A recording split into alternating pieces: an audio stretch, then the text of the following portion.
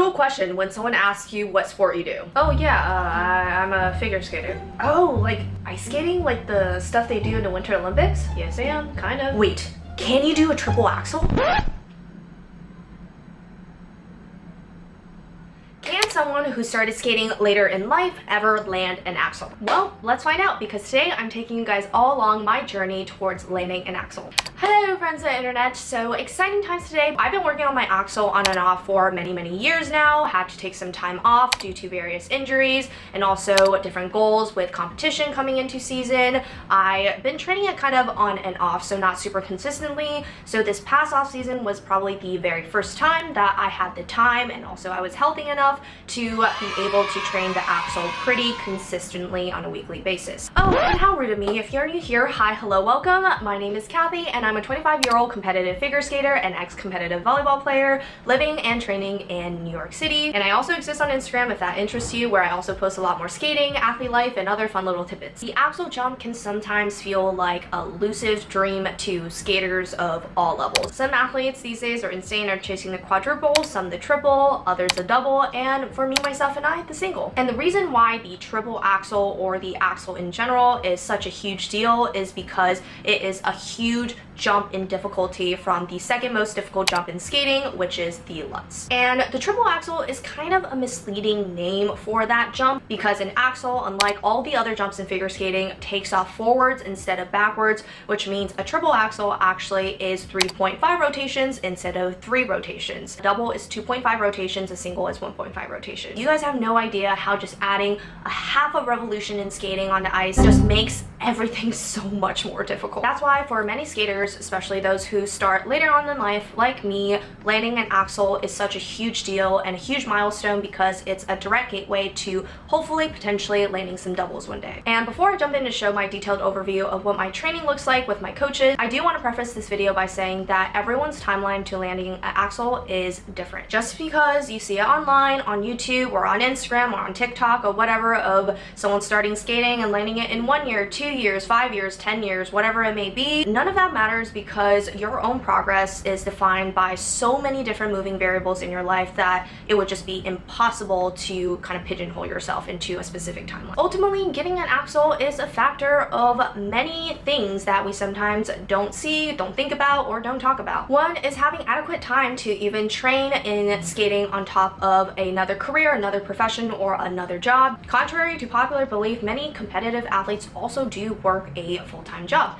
including me. And if you guys follow me on this channel for long enough, you probably already know that. Another thing is having the financial means to pay for a coach and pay for lessons who will teach you proper and good technique. Another factor is potentially getting injured and having to take prolonged periods of time off of training. And for many other skaters, sometimes just even the simple access of being able to have a rink close and accessible to you year-round is also another factor. Please do not compare yourself to anyone you see, whether it's your peers, other people on the internet like me, or whatever it is, because your own journey is unique. As long as you are doing your best under your personal circumstances to still reach your goals, in my books, that's a win.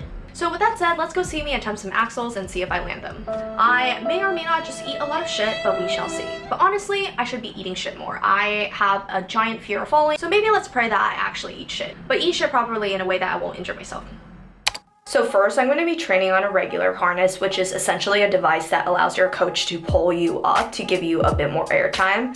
First exercise I'm doing with my coach is rotations on a harness. So this is to help you feel what it feels like to hold that air position in the air for as tight and as long as you can. I have a huge issue with opening up too early on my axle, so this exercise helps me feel like what it should feel like to stay in.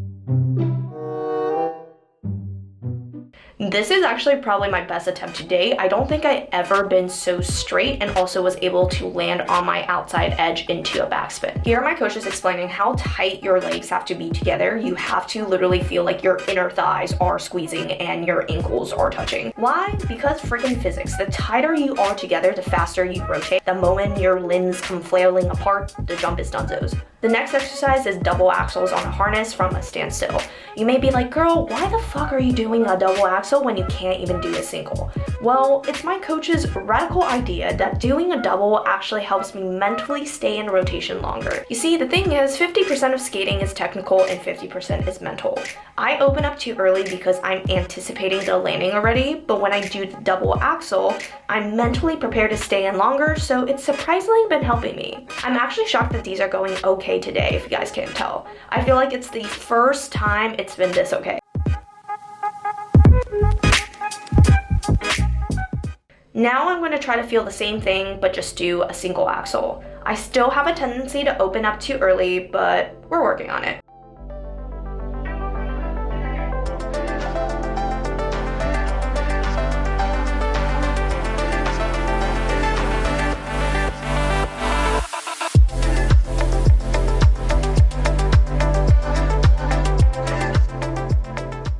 Okay, finally, I really needed to get used to falling properly. This is usually how you fall on an Axel, and it's actually not that bad. For some reason in my brain, it's always way worse than it actually is.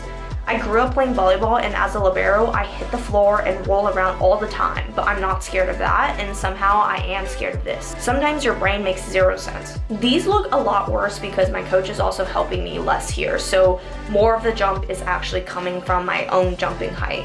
My coach is explaining that when I land, I need to continue to reach forward and hold onto it so I can turn the edge all the way around. Moving on now to training on a pole harness. Yes, there are so many contraptions in skating. We do weird and hard things on the ice, so training methods equally as avant-garde. Essentially, the pole harness simulates more closely what it feels like to do the jump by yourself. Kind of looks like you're being fished on a fishing pole. He's explaining that when I step forwards, I have to turn my body all the way around, but also keep the right hip back. This is the hardest part for me because when you turn your body around, my right hip automatically wants to swing over with the rest of my body, which ruins the jump. Doing this while moving is also incredibly hard because I have to control the transition of my weight from my right foot to my left takeoff foot. My coach wants me to land in a backspin position instead of a traditional landing position, so I get used to staying in. You can see here he's actually actively using his arm to block my left side to prevent me from swinging open. In the Axel, everything kind of has to stay checked on the right side of the body or else just say bye-bye to the jump. Skating is so fucking hard, guys. It makes no sense sometimes.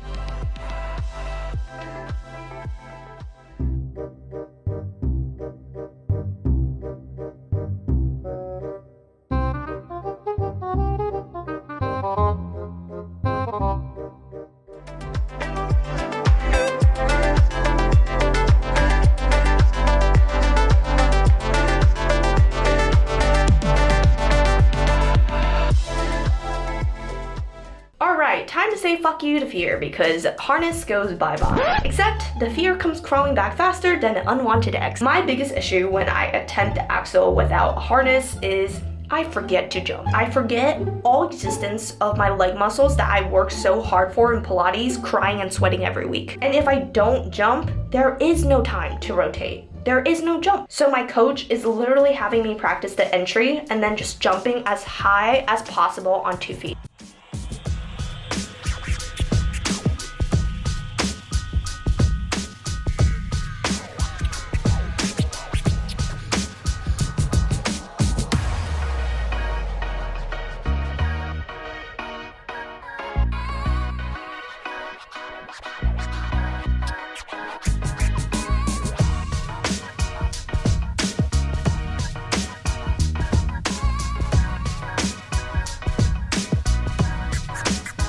I feel like sometimes I get to a point during a session when I just over practice the Axel and the technique just gets worse and worse. So usually at this point, I actually stop for the day and pick it up again the next training day. Just because I don't want to get into the habit of doing something wrong over and over.